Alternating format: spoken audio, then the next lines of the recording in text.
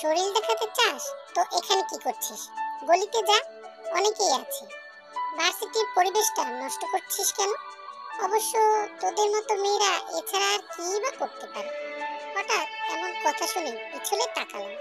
দেখলাম জাঙ্কুক ভাইয়া কথাটি বলছে। নিজের চোখকে বিশ্বাস করতে পারছিলাম না, তাই কান্না করে দিলাম। আমি তেইহুন, আর যে আমাকে এতগুলো কথা বলল সে জাঙ্কুক ভাইয়া। উনি আমার খালাতো ভাই। ছোটবেলায় মা বাবা দুর্ঘটনায় মারা যায়। তারপর থেকেই আমি খালামণিদের বাসায় থাকি। খালামণি আর খালু আমাকে নিজের মেয়ের মতোই ভালোবাসে, কারণ তাদের কোনো মেয়ে নেই। আমি এবার অনার্স প্রথম বর্ষে, আর জাঙ্কুক ভাইয়া ফাইনাল ইয়ার। কিন্তু কোনো এক কারণে জাঙ্কুক ভাইয়া আমাকে পছন্দ করে না। কেন করে না সেটা আমি আজও জানি না। এই, একদম নেকা কান্না করবি না। নিজের ওড়না যখন শরীরে রাখতে পারিস না তখন পড়িস কেন? জাঙ্কুক ভাইয়ার কথা শুনে নিজের দিকে তাকালাম, আর দেখলাম ওড়নাটা সরে গেছে।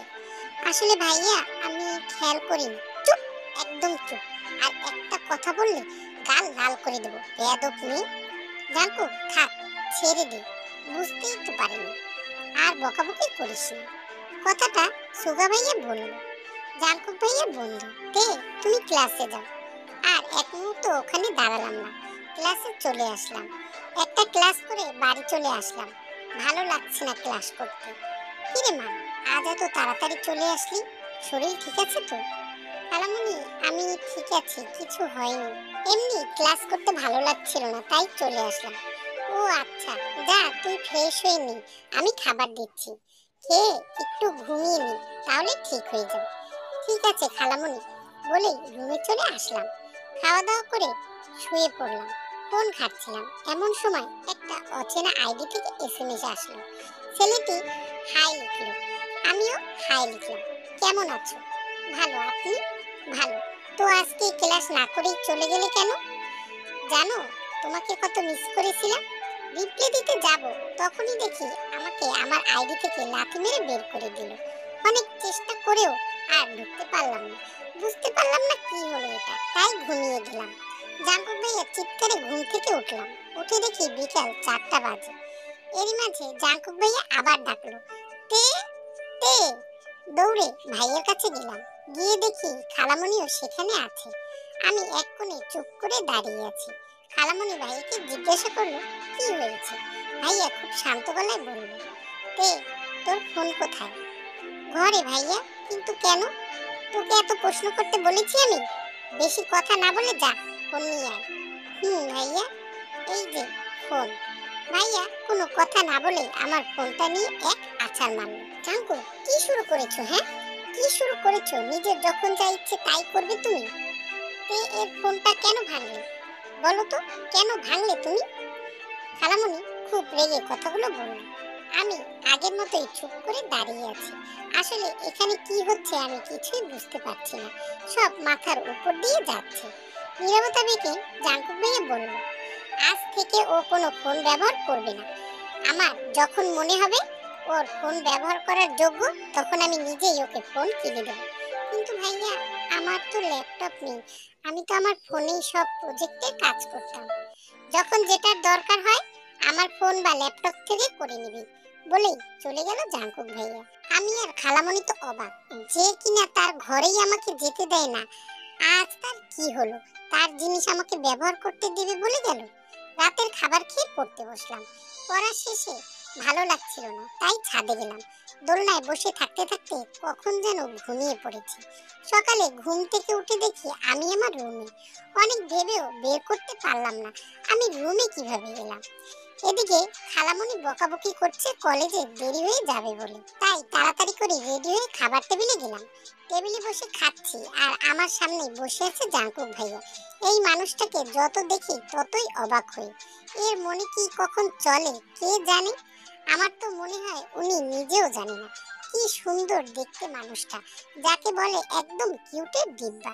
ফর্সা চেহারা, হাইট হবে মনে হয় 6 ফুট, খোঁচা খোঁচা দাড়ি, জিম করা বডি, আর ঠোঁটের নিচে একটি ছোট্ট তিল। মনে হচ্ছে এই তিলটাই তাকে আরো বেশি সুন্দর করে তুলেছে। ওই, এমন ভাবে তাকিয়েছিস কেন? আমাকে যে খাবার দিয়েছে তোকেও একই খাবার দিয়েছে, তো তাকিয়েছিস কেন? আমার পেট খারাপ করতে চাস নাকি? ওনার কথায় আমি বেশ লজ্জা পেলাম, তাই কথা না বাড়িয়ে খাওয়াতে মনোযোগ দিলাম। জাঙ্কুক, তুই আর তে তো একই কলেজে যাস, দুজনে একসাথে যেতে পারিস না? ওকে সাথে নিয়ে যাবে। মা, লাইক সিরিয়াসলি ওকে নিয়ে যাব আমি? তুমি ভাবলে কি করে? বলেই চলে যাচ্ছিল, আবার ভিতরে এসে আমার হাতে ওনার বাটন ফোনটি ধরিয়ে দিল। আজ থেকে এই ফোন সাথে রাখবে, ওকে? আমি শুধু মাথা নাড়ালাম। এইভাবে কেটে গেল 4 মাস। আজ জাঙ্কুক ভাইয়ার বিদায়ের অনুষ্ঠান। কলেজে সকলেই শাড়ি পরবে, আমিও আজ শাড়ি পরেছি। খালামণি দেখো তো আমাকে কেমন লাগছে। ওরে বাপ রে বাপ, আমার মামুনিটাকে তো এত সুন্দর লাগছে কেন? পিছন ঘুরে দেখি খালু কথাটা বলল। আমি গিয়ে খালুকে জড়িয়ে ধরলাম। খালু, সত্যি সুন্দর লাগছে আমাকে। আমার মামুনিটাকে তো এমনি অনেক সুন্দর, আজ শাড়ি পরেছে আরো সুন্দর লাগছে। আমাদের মেয়েটাকে অনেক সুন্দর লাগছে। থ্যাঙ্কস খালামণি। মা, আমি আসছি বলেই তাড়াহুড়ো করে জাঙ্কুক ভাইয়া বেরিয়ে গেল। কাউকে কিছু বলার সুযোগই দিল না। মামুনি, চলো আজ তোমাকে আমি নিজে কলেজে দিয়ে আসব। সত্যি খালু? সত্যি, চলো। তারপরে খালু আমাকে কলেজে দিয়ে গেল। ভিতরে গিয়ে দেখি অনেক সুন্দর করে সাজিয়েছে। দেখতে দেখতে আমার বেষ্টু জিমিনা আমার কাছে এলো। কিরে তে, আজকে কাকে ঘায়েল করতে এত সাজগোজ করেছিস? কি ব্যাপার রে? আরে চুপ যা হারামি, তবে তোকে অনেক সুন্দর লাগছে জিমিনা। থ্যাঙ্কস, তোকেও খুব সুন্দর লাগছে। চল স্টেজের দিকে গিয়ে বসি। পিছনের দিকে বসতে যাচ্ছিলাম, এমন সময় একটা ছেলে এসে বলল, আপু তোমাদের জন্য সামনের সিট রাখা আছে, তোমরা দুজনে ওখানেই বসো। আমরাও আর কথা বাড়ালাম না, সামনে গিয়ে বসলাম। সামনে তাকাতেই জাঙ্কুক ভাইকে চোখে পড়লো। কালো পাঞ্জাবি পরেছে, কালো জিন্স, কালো সানগ্লাস, যাকে বলে একদম পারফেক্ট বয়। সারাদিন অনেক মজা করলাম মাঠের মাঝে। আমি, জিমিন আর আমার বন্ধু বান্ধব মিলে গল্প করছি। এমন সময় ইউনু ভাইয়া এসে আমার সামনে একটি ফুল দিয়ে হাঁটু গেড়ে বসে বলল, তে, কিভাবে বলবো বলো তো? অনেক কথা বলার আছে তোমাকে। আচ্ছা শোনো, সকলের মতোই বলতে পারবো না আই লাভ ইউ, কিন্তু আমি তোমাকে সত্যি ভালোবেসে ফেলেছি, তাই বলবো will you marry me? Please accept me. আমি এমন পরিস্থিতিতে কি বলবো বুঝতে পারছিলাম না, চুপচাপ দাঁড়িয়ে আছি। কোথা থেকে জাঙ্কুক ভাইয়া এসে আমার পাশে দাঁড়ালো, আর উনি যা বললেন তাতে আমার মাথায় আকাশ ভেঙে পড়ল। খুব শান্ত গলায় জাঙ্কুক ভাইয়া বলল, আরে ইউনো, সব জেনে শুনে আসবি তো, না জেনেই ভুল জায়গায় এসে পড়লি। মানে তুই কি বলতে চাস? মানে তুই যাকে প্রেম নিবেদন করলি সে অলরেডি অন্য কারো। ইউনো একবার জাঙ্কুকের দিকে তাকাই তো একবার তের দিকে তাকাই। কি বলতে চাস ডিরেক্ট বল। মানে তের তো বিয়ে ঠিক হয়ে আছে, ওর পড়া শেষ হলেই ওর বিয়ে। তে এতক্ষণ চুপচাপ এদের কথা শুনছিল, আর এখন তো রীতিমতো শখ খাওয়ার মতো উপক্রম। ওর বিয়ে ঠিক হয়ে আছে আর ও নিজেই জানে না। ইউনোর মতো তের চোখও বড় বড় হয়ে গেল। কিন্তু ভাইয়া আমার বিয়ে, আর কিছু বলতে পারলাম না। তে, আমি এ নিয়ে পরে কথা বলবো তোর সাথে, তুই এই মুহূর্তে এখানে থাকবি না, সোজা বাড়ি চলে যাবি। আমিও আর কথা বাড়ালাম না, মনে হাজারো প্রশ্ন নিয়ে বাড়ির দিকে রওনা হলাম। এভাবেই দিন যাচ্ছিল। জাঙ্কুক ভাইয়াও এখন বেশিরভাগ সময় বাড়িতেই থাকে, সব সময় বইয়ের মধ্যে মুখ গুজে থাকে। একদিন সকালে নাস্তা করছিলাম, জাঙ্কুক ভাইয়া আর খালু আমার পাশে বসে খাচ্ছিল। হঠাৎ খালু বলল, দেখ মা, আমরা ছোটবেলা থেকেই তোকে নিজের মেয়ের মতো মানুষ করেছি। কোনো বাবা মাই চায় না তার কলিজার টুকরাকে অন্য কারো হাতে তুলে দিতে, কিন্তু মা, নিয়তি বড়ই নিষ্ঠুর, নিজের কলিজার টুকরার মেয়েকেও অন্য কারো হাতে তুলে দিতে হয়, আমাদেরও তাই করতে হবে। জাঙ্কুকের বন্ধু ইয়োনোর বাবা কাল আমার অফিসে এসেছিল। ইয়োনো নাকি তোকে খুব ভালোবাসে, পরীক্ষা শেষ, এখন ও ওর বাবার বিজনেসে জয়েন করবে। আমরা তোকে জোর করব না, তুই যেটা বলবি সেটাই হবে। কথাটা শুনে কেন জানি আমার চোখ দুটো জাঙ্কুক ভাইয়ের দিকে গেল। উনি খুব ভালোভাবে মনোযোগ সহকারে খাচ্ছে, মনে হচ্ছে উনি খাওয়া ছাড়া আর কিছুই বোঝে না। খুব কষ্ট হচ্ছে, কিন্তু কেন কষ্ট হচ্ছে আমার? কিরে মা, কিছু বল। খালু, ছোটবেলা থেকে তোমরাই আমার বাবা মা, তোমরা যেটা ভালো বোঝো সেটাই করো বলেই চলে আসলাম। কেন জানি না ওখানে থাকতে ইচ্ছে করছে না, খুব কান্না পাচ্ছে। নিজের ঘরে এসে কান্না করে দিলাম। নিজেই নিজেকে প্রশ্ন করলাম, আমার এই কষ্টের কারণ কি? আর আমি কেনই বা আশা করছিলাম জাঙ্কুক ভাইয়া খালুকে মানা করে দেবে যে না, এর এখন বিয়ের দরকার নেই। তার মানে কি আমি মনে মনে জাঙ্কুক ভাইকে ভালোবেসে ফেলেছি? কিন্তু জাঙ্কুক ভাইয়া তো আমাকে দেখতেই পারে না, তাহলে কি আমি তার অবহেলার ভালোবাসাতেই পড়ে গেলাম?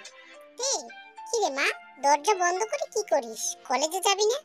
খালামণি, আমি আজ কলেজে যাব না, তুমি যাও, আমাকে ডাকবে না, আমি একটু একা থাকতে চাই। দুপুরে খেতেও যায়নি। জাঙ্কুক, তুই কি তেকে কিছু বলেছিস? বসে আছে, কলেজেও গেল না, খাওয়া দাওয়া করছে না। মা, ওর কিছু হলেই তোমরা আমাকে বলো কেন? সারাদিন তো ওর সাথে আমার দেখাই হয়নি। এই মা, দরজাটা খোল, কি হয়েছে আমাকে বল, কেউ কিছু বলেছে? আচ্ছা, বিয়ের কথা শুনে রাগ করেছিস? মা, দরজাটা খোল। দরজাটা খুলে খালামণিকে ভিতরে আসতে দিলাম। আমি বসে আছি, খালামণিও আমার পাশেই বসে আছে। কি রে মা, কি হয়েছে? নিজেকে আর সামলাতে পারলাম না, খালামণিকে জড়িয়ে ধরে কান্না করে দিলাম। এই পাগলি, কি হয়েছে, এভাবে কান্না করছিস কেন? আচ্ছা, আমাকে বল, জাঙ্কুক কিছু বলেছে? বল। কান্না করতে করতে বললাম, খালামণি, আমার মনে হয় আমি তোমার ছেলেকে ভালোবেসে ফেলেছি। দরজার কাছ থেকে খালু বলে উঠল, তা আমার মামুনিটা যে জাঙ্কুককে ভালোবাসে এটা কি জাঙ্কুক জানে? আমি মাথা নাড়ালাম, যার মানে না, তাহলে তাকে জানাতে হবে। কিন্তু খালু, তোমার ছেলে তো আমাকে দু চোখে দেখতেই পারে না। হঠাৎ খালামণি বলে উঠল, আমার কাছে একটা আইডিয়া আছে। আমি আর খালু খালামণির দিকে তাকালাম। Time skip. আজ শুক্রবার, ইউনো ভাইয়ার পরিবার থেকে সকলেই আমাকে দেখতে আসছে। খালামণি অনেক রান্না করছে আজ। আমাকে আমার বান্ধবী জিমিনা একটি নীল শাড়ি পরিয়ে দিয়েছে। একটু পরেই তারা বাড়িতে এলো। এখন আমি তাদের সামনে বসে আছি। এখানে সকলেই আছে, খালু, খালামণি, জাঙ্কুক ভাইয়া, সকলেই আছে। ইউনো ভাইয়ের মা আমাকে জিজ্ঞাসা করলো, তা মা, তোমার নাম কি? আমার নাম কিম তেইয়ং। রান্না বান্না করতে পারো? আমি কিছু বলতে যাব তার আগেই জাঙ্কুক ভাইয়া বলল, কেন আন্টি, ওকে দিয়ে কি শুধু রান্না করাবেন নাকি? জাঙ্কুক ভাইয়ার কথা শুনে ওনারা চুপ হয়ে গেল। তারপরে আবার প্রশ্ন করলেন, আচ্ছা মা, বলো তো, স্বামী আগে না পরিবার আগে? এবারও আমি কিছু বলার আগে জাঙ্কুক ভাইয়া বলল, কেন আন্টি, বিয়ের পরের দিনই কি ওদের আলাদা করার চিন্তা করছেন নাকি? ওনার কথায় খালু বলল, জাঙ্কুক, কি হচ্ছে এসব? বড়দের সম্মান করতে ভুলে গেছো নাকি? খালুর কথায় কোনো উত্তর না দিয়ে উনি আমাকে বলল, কিরে, তুই এখনো সংসদে এখানে বসে আছিস কেন? যা, নিজের রুমে যা। আমি এখনো চুপচাপ বসে আছি দেখে উনি দাঁতে দাঁত চেপে বললেন, কিরে, তুই যাবি নাকি তোকে কোলে করে রুমে দিয়ে আসবো? ওনার এমন কথায় দৌড়ে নিজের রুমে চলে আসলাম। কিরে তুই, জাঙ্কুক ভাইয়া এমন করছে কেন বলতো? আমি কেমনে বলবো উনি কেন এমন করছে? আমার মনে হয় কি জানিস? কি মনে হয় বল? আমার মনে হয় জাঙ্কুক ভাইয়া তোর মাঝে সামথিং সামথিং। মানে মানে আমার মনে হয় জাঙ্কুক ভাইয়া তোকে পছন্দ করে, তাই তোর বিয়ে হতে দেবে না। সত্যি বলছিস তুই? তোকে তো আমি আজকে চুম্মা দিতে দিতে মেরেই ফেলব। তোর কথা যদি সত্যি হয়, আমি তোকে তেলাপোকার স্যুপ রান্না করে দেবো, টিকটিকির মালাইকারি করে খাওয়াবো, ইঁদুরের ডিম করে খাবো। এসব কি বলছিস? তোর মাথা ঠিক আছে তো? এইগুলো কেউ খায়? বলেই ও রুম থেকে বেরিয়ে চলে গেল। আমি মনে হয় ভুল জায়গাতে ভুল কথা বলে ফেলেছি। সে যাই হোক, তাতে আমার বাপের কি। পরের দিন জানতে পারলাম উনি নাকি ওদেরকে বলেছে যা হবার আমার অনার্স পরীক্ষা কমপ্লিট হওয়ার পরেই হবে। এখন যেন এ বাড়িতে কারো কোনো বিয়ের কথা না বলা হয় বলেই চলে গেছেন। তাই ইউনো ভাইয়েরাও চলে গেছে। রাতে ডিনারের সময় খালামণি বলল, ইউনো বাড়িতে গিয়ে ফোন দিয়েছিল, ওরা তের পড়া শেষ না হওয়া পর্যন্ত অপেক্ষা করবে। আর এতদিন ইউনো তের সাথে টুকটাক কথা বলতে চায়। আমি বলে দিয়েছি কোনো সমস্যা নেই, কথা বলতে পারো। আমি তো তের নাম্বারটাও দিয়ে দিয়েছি ইউনোকে। ছেলেটাকে আমার খুব ভালো লেগেছে, তাই আমিও চাই আমার মেয়েটাকে ওর হাতে তুলে দিতে। জাঙ্কুক ভাইয়া শুধু বলল, মা তুমি তো একদম বিদ্যুতের গতিতে ছুটছো, এত তারা কিসে? নাকি ওকে এখন তোমাদের বোঝা মনে হচ্ছে? হতেই পারে, সারা জীবন তো আমাদের বাড়িতেই কাটিয়ে দিল। কথাটা শুনে আমার মন খুব খারাপ হয়ে গেল। মাথা নিচু করে বসে আছি, তখনই ফোনটা বেজে উঠল। খুব বিরক্ত লাগছিল। ফোনের দিকে তাকিয়ে দেখি ইউনো ভাইয়া ফোন দিয়েছে। কে ফোন দিয়েছে? খালামণি বলে উঠল, ইউনো ভাইয়া। ও আচ্ছা, যা রুমে গিয়ে কথা বল। আমিও রুমে চলে আসলাম। কেমন আছো তে পাখি? ভালো, বাট ভাইয়া আমার নাম তে, তে পাখি না। আমার কথাটায় উনি হাসলেন, তারপরে বললেন, জানি তোমার নাম তেইয়ুন, কিন্তু তোমাকে আমার তে পাখি বলে ডাকতেই বেশি ভালো লাগে। আর আমি তোমাকে তে পাখি বলেই ডাকবো, তুমি মানা করলেও শুনবো না। আমিও আর কথা বাড়ালাম না, টুকটাক কথা বলেই ঘুমিয়ে গেলাম। এভাবে প্রায় ইউনো ভাইয়া ফোন দিত। কথা বলার ইচ্ছে না থাকা সত্ত্বেও কথা বলতে হতো। একদিন রাতে শুয়ে থেকে ইউনো ভাইয়ের সাথে কথা বলছিলাম। লোকটা একদম খারাপ না, মানুষকে খুব হাসাতে জানে। আমিও তার কথায় হাসছিলাম। এমন সময় জাঙ্কুক ভাইয়া আমার হাত থেকে ফোনটা কেড়ে নিয়ে ভেঙে ফেললো। ওনাকে দেখে খুব ভয় পেয়ে গেলাম। ওনার চোখ দুটো আগুনের মতো হয়ে আছে, এমন ভাবে চেয়ে আছে যেন এখনই আমাকে কাঁচা গিলে খাবে। তাও আস্তা, রান্না করে খেলে ভালো হতো, ওনার পেটে কোনো সমস্যা হতো না। যাক, হলে হবে, তাতে আমার বাপে কি। কথাগুলো ভাবছিলাম, এমন সময় জাঙ্কুক ভাইয়া আমার হাত দেয়ালের সাথে চেপে ধরে বলে ওঠেন, আর কোনোদিন যদি দেখি কারোর সাথে ফোনে কথা বলতে, তাহলে সেই দিনই হবে তোর শেষ দিন। আমিও একটু বুকে সাহস নিয়ে বললাম, কিন্তু ভাইয়া আমি তো আমার হবু স্বামীর সাথেই কথা বলছিলাম। কথাটি শেষ করার আগেই উনি আমার ঠোঁট দুটো দখল করে নিলেন, আর সব রাগ যেন আমার ঠোঁটের উপরে ছেড়ে দিচ্ছে। উনি হঠাৎ এমন করবে কখনো ভাবতে পারিনি। কান্না করে দিলাম। কিছু সময় পর উনি আমাকে ছেড়ে দিয়ে চলে গেল, আর যাওয়ার আগে বলে গেল, জাংকুক শুধু তেইয়ুং এর গল্পের পাতাই থাকবে, অন্য কেউ না। কথাটা যেন মাথায় থাকে। বলেই চলে গেল, আর আমি সেখানেই বসে পড়লাম। কখনো ভাবতে পারিনি জাংকুক ভাইয়া এমন করবে। খুব কষ্ট হচ্ছিল। কান্না করতে করতে কখন যাই ওখানেই ঘুমিয়ে পড়েছি তা মনে নেই। সকালে কিছুই খাইনি। আজ থেকে জাংকুক ভাইয়ার পরীক্ষা শুরু। উনি সকালে নাস্তা করে পড়তে বসেছেন। আমি চুপটি করে ঘরের মেঝেতে বসে আছি। কিছুই ভালো লাগছে না। মাথার মধ্যে কিছু প্রশ্ন ঘুরছে। উনি কি আমাকে ভালোবাসে, নাকি ওনার বাড়িতে থাকি বলে ওনার সম্পত্তি ভাবে? খালামণি রান্না করছে, আমি টিভি দেখছি। জাংকুক ভাইয়াও পরীক্ষা দিয়ে বাড়িতে চলে এসেছে, মনে হয় শুয়ে আছে। খালামণির কাছে শুনলাম ওনার পরীক্ষা খুব ভালো হয়েছে। এইভাবে দেখতে দেখতে ওনার পরীক্ষা শেষ হয়ে গেল। এরই মাঝে ইউনো ভাইয়াও মাঝে মাঝে আমাদের বাড়িতে আসতে। আমাকে খালু ফোন কিনে দিতে চেয়েছিল, আমি নিইনি। আর জাংকুক ভাইয়া রেজাল্ট দেবে, কিন্তু ওনার মাঝে বিন্দুমাত্র চিন্তা নেই। খুব নরমালি চলাফেরা করছে। খালামণি তো টেনশনে শেষ। মা, এমন করছো কেন? আমি কি প্রতি বছর ফেল করি? এবারও ফেল করব। আজও একটু শান্ত হও। হঠাৎ ইউনো ভাইয়া আসলো, হাতে মিষ্টি নিয়ে। ইউনো ভাইয়া ফার্স্ট ক্লাস পেয়েছে, সেটা শুনে তো খালামণি আরো চিন্তায় পড়ে গেল। একটু পরে ভাইয়ারও রেজাল্ট জানা গেল। ভাইয়াও খুব ভালো রেজাল্ট করেছে, উনিও ফার্স্ট ক্লাস পেয়েছে। এই খুশিতে খালামণি আজ রাতে বাড়িতে একটি ছোটখাটো পার্টির আয়োজন করেছে। সেখানে আমাদের কাছের কিছু কিছু আপনজন আর জাংকুক ভাইয়ার ক্লাসমেটরা সকলেই থাকবে। সন্ধ্যার সময় আমি রেডি হচ্ছিলাম, এমন সময় দরজার কাছে এসে কেউ বলে উঠল, সংসদে কাকে দেখাবে, আর কোথায় যাবে? আর হ্যাঁ, আজকের পার্টিতে যেন তোকে না দেখি। কোথা থেকে খালামণি এসে এই কথার জন্য বকাবকি করছে। মা, আমি কোনো কথা শুনতে চাই না। এই পার্টিতে ও থাকবে না, ব্যাস। খালামণি কিছু বলার আগেই আমি বললাম, ভাইয়া চিন্তা করেন না, আমি যাব না। খালামণি প্লিজ কথা বাড়িও না, ভালো লাগছে না। খুব অপমানিত লাগছিল। আজ আমার মা বাবা বেঁচে থাকলে হয়তো জাঙ্কুক ভাইয়া আমার সাথে এমন করতো না। ওদিকে পার্টি শুরু হয়ে গেছে, আমি ঘরে শুয়ে আছি, একটুও ভালো লাগছে না। এমন সময় খালু আর খালামণি আসলো আমার রুমে। খালু আমার মাথায় হাত রাখতেই তাকে জড়িয়ে ধরে কান্না করে দিলাম। আচ্ছা, তোমরাই বলো তো, আমি কি এতটাই খারাপ? আমি কি খুব খারাপ যে আমাকে একটু ভালোবাসা যায় না?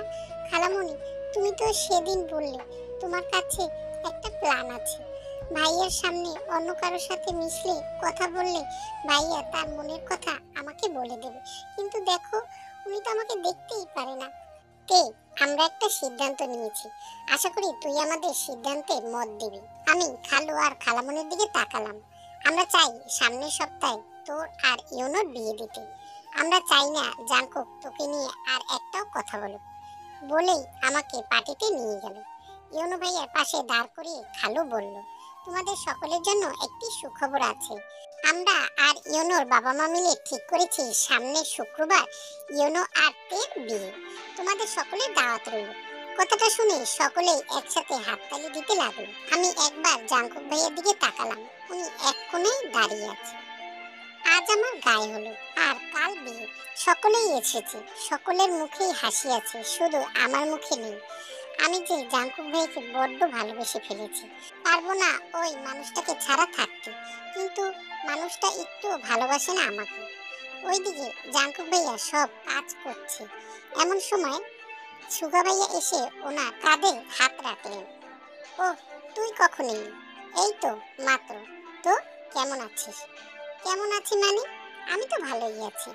দেখ, বিন্দাস বিয়ের কাজ করছি। সুগা ভাইয়া আর কিছু না বলেই জাঙ্কুক ভাইকে নিয়ে একটি রুমে চলে গেল। কেন করছিস এমন? তুই কি বুঝতে পারছিস না তুই জীবনে কি হারাতে বসেছিস? শুধুমাত্র তোর ভুলের জন্য আজ তোর ভালোবাসা অন্য কারো হচ্ছে। বুঝতে পারছিস তুই? চুপ করে থাকিস না, কথা বল জাঙ্কুক। তুই নিজেও জানিস তুই তেকে কতটা ভালোবাসিস, আর আমি নিজেও জানি তুই তোর থেকেও বেশি তেকে ভালোবাসিস। তাহলে কেন এমন পাগলামি করছিস? এবার আর জাঙ্কুক ভাইয়া থাকতে পারলো না, সুগা ভাইকে জড়িয়ে ধরে কান্না করে দিল। কান্না করতে করতে বলল, বিশ্বাস কর সুগা, আমি ওকে ছাড়া থাকতে পারবো না। আমি যে ওকে কত ভালোবাসি, খুব বেশি ভালোবাসি। আমি জানি আমি ওর সাথে খারাপ ব্যবহার করি, কিন্তু বিলিভ মি, আমি ওকে নিজের চেয়েও বেশি ভালোবাসি। আমি যে অন্য সকলের মতো নিজের ভালোবাসা প্রকাশ করতে পারি না। আমি আজ বড্ড অসহায়, নিজেকে আজ খুব ছোট মনে হচ্ছে। আমি আর নিতে পারছি না সুগা, বিলিভ মি, আমার দম বন্ধ হয়ে আসছে, নিঃশ্বাস নিতে কষ্ট হচ্ছে, মনে হচ্ছে আমার প্রাণ ভ্রমরটা কেউ কেড়ে নিয়ে যাচ্ছে। দেখ, পাগলামি করিস না, ছেলেদের কান্না করতে নেই, জানিস না তুই? স্ট্রং হ। তোকে তো আমি কখনো ভেঙে পড়তে দেখিনি, তাহলে আজ এমন করছিস কেন? আমার কথা শোন, তুই তুই এখনই তেকে গিয়ে সব বলে দে। বলে দে যে তুই ওকে ভালোবাসিস। আমি পারবো না, আমি পারবো না ওকে আটকাতে। ঠিক আছে, আমি থেকে সব বলছি।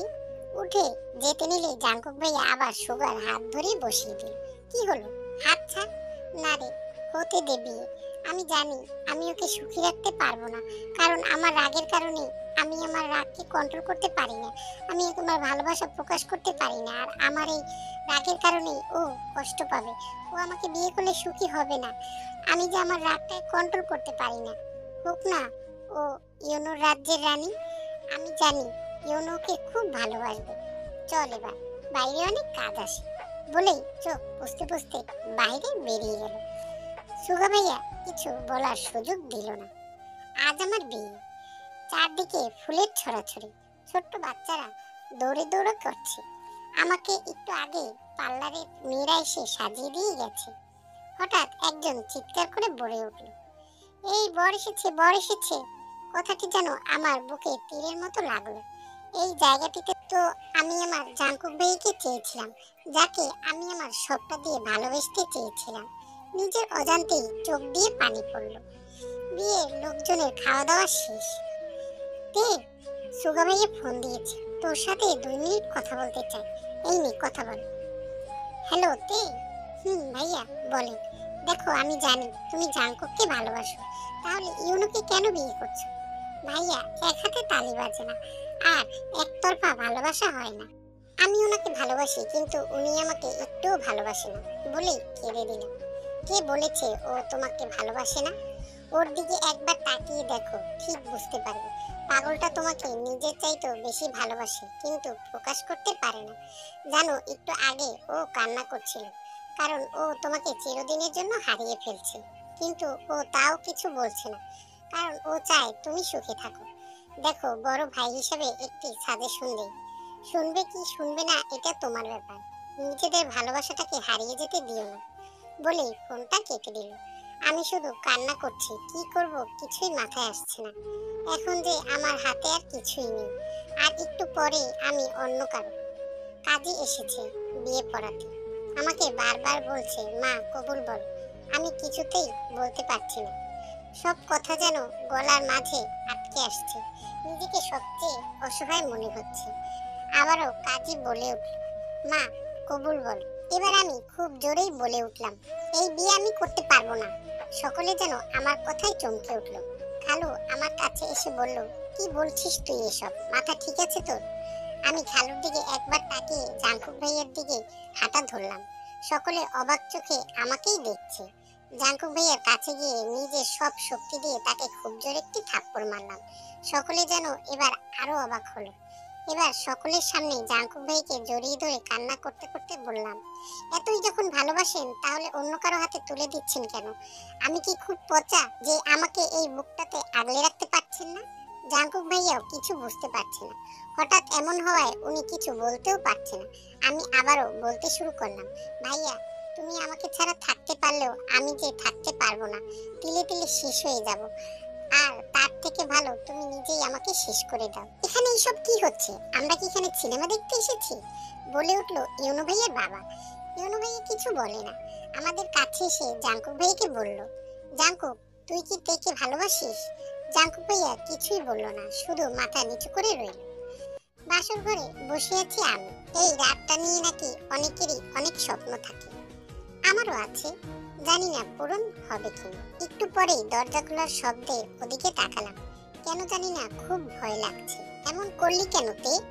গম্ভীর গলায় বলল জাঙ্কুক ভাইয়া। হ্যাঁ, জাঙ্কুক ভাইয়ের সাথেই আমার বিয়ে হয়েছে। ইউনো ভাইয়া যখন প্রশ্ন করলো জাঙ্কুক ভাইয়াকে যে ভাইয়া কোনো কথা বলেনি, তখন ইউনো ভাইয়া বলল, তার মানে তেজা বলছে সব সত্যি।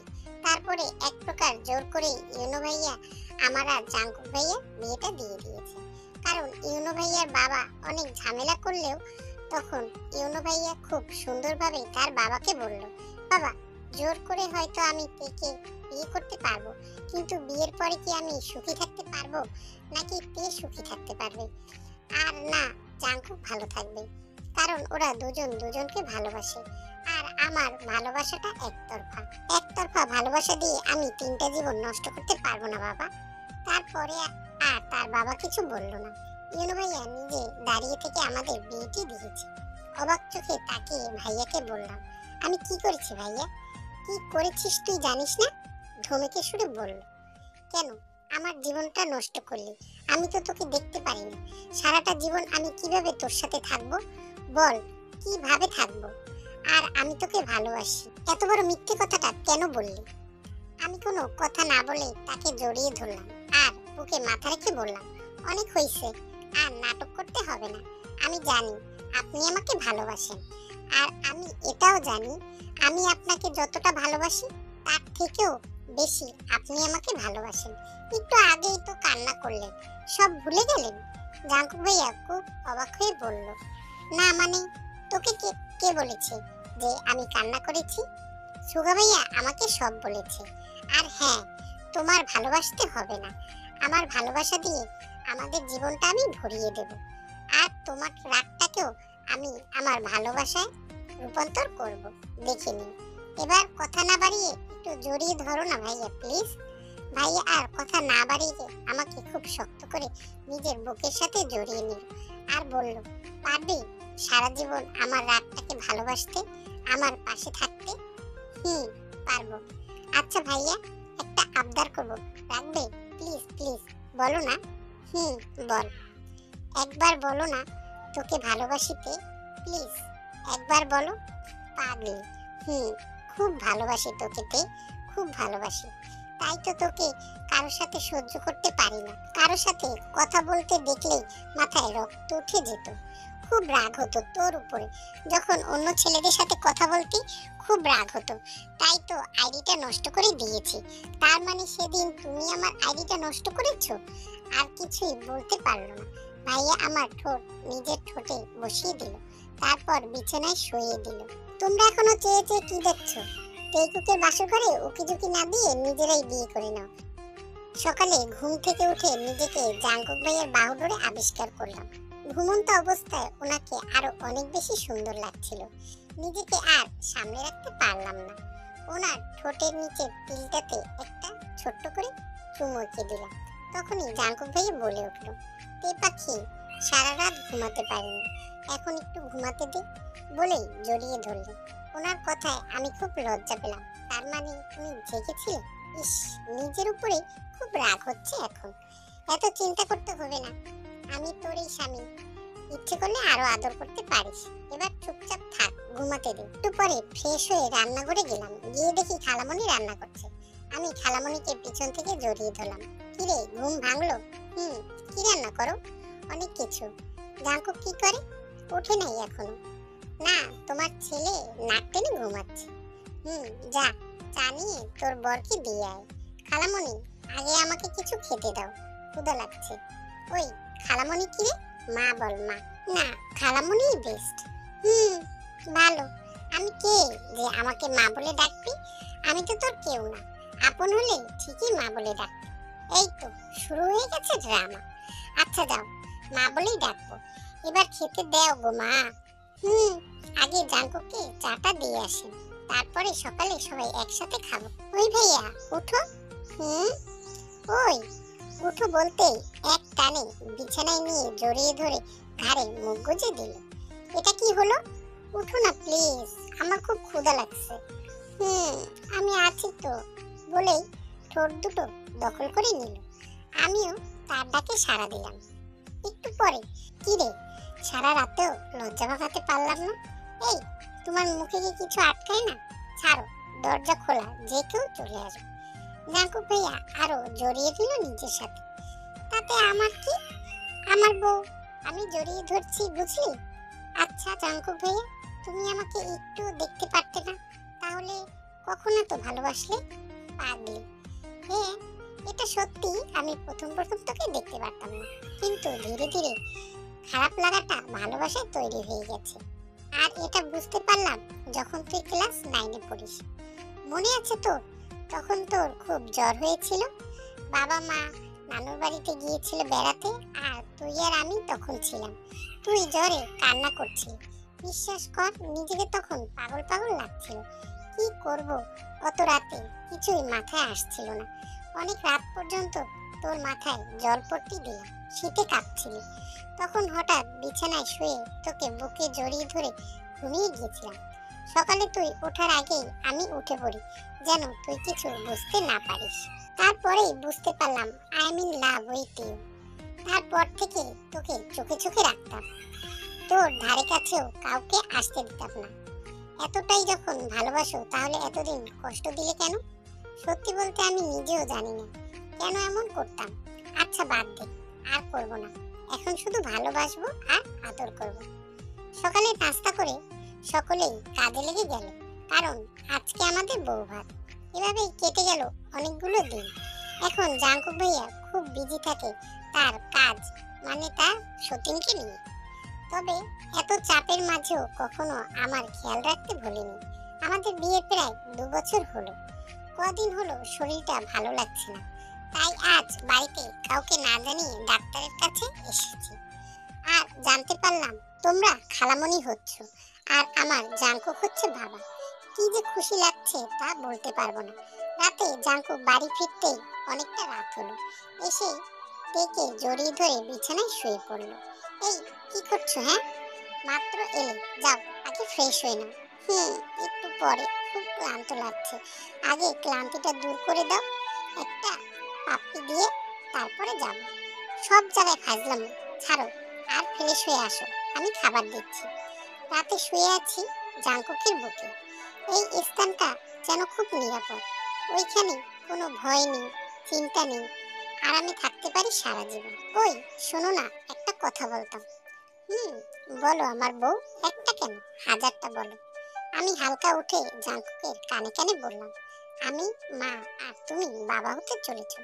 কথাটা শুনে জাঙ্কুক লাফ দিয়ে শোয়া থেকে উঠে বসলো। কিছু সময় আমার দিকে চেয়ে থেকে বলল, সত্যি? খুশিতে উনি পাগলের মতো লাফালাফি করছিল। দেখো শোনো, আমি কিন্তু এবার মারবো তোমাকে। এত ফাজলামি করছো কেন? হ্যাঁ, ও দিদান, আমাকে বাঁচাও, তোমার ছেলের বউ আমাকে ঠিক করে দেবে। ওইতে, একদম এদিকে আসবি না বলে দিলাম।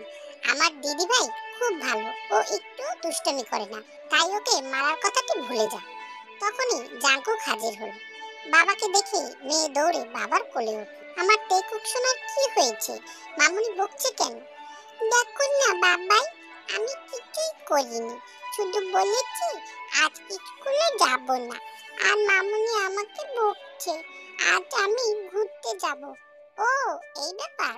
ওকে, আজ আমরা ঘুরতে যাব। যাও, তুমি রেডি হয়ে নাও, তোমাদের যা মনে চায় তাই করো, আমি কিছুই বলবো না। আমার কথা কি কেউ শোনো তোমরা? বলেই রুমে চলে আসলাম।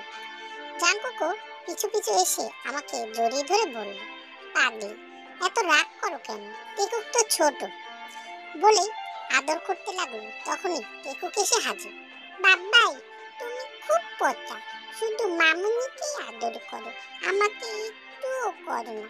বলেই মুখ ফুলিয়ে বসে পড়ল। ওরে বাবা রে, তাই নাকি? বলেই টেকুকের কপালে একটি চুমু দিয়ে দিলাম। সাথে সাথে আমাকে রিটার্ন একটি চুমু দিল।